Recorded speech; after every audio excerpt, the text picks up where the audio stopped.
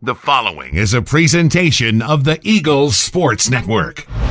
Alongside Greg Valentine, I'm Michael Watring, and this is the Eagles Sports Network. Greg goes an inning and two-thirds and gets a big strikeout with the bases loaded in the seventh inning. And, Greg, you come in a big spot there in the seventh. You walk a guy, bases loaded, very close game. Mm-hmm. What are you looking for in that at-bat where you put a guy away with a strikeout? First off, going into that batter, you just got to focus on strike one.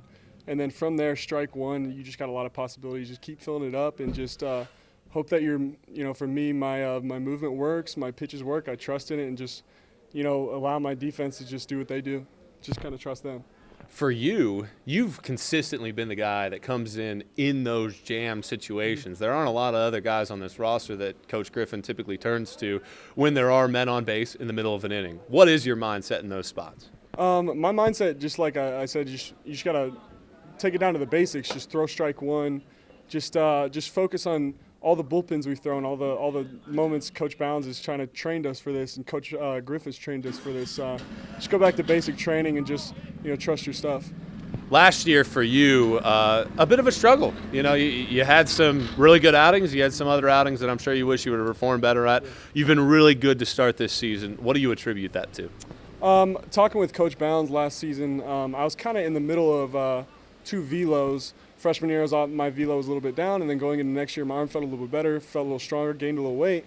And I think that along with that velo spike, I just was throwing through the movement that got me those ground balls and got me the good success. So this year, I just got to realize in the bullpen what I'm doing. If I'm throwing it hard, does it have movement, or do I need to take a little off and just practice on what I got? So that's kind of attributed to my success, throwing off speed a little bit more and just trusting my stuff.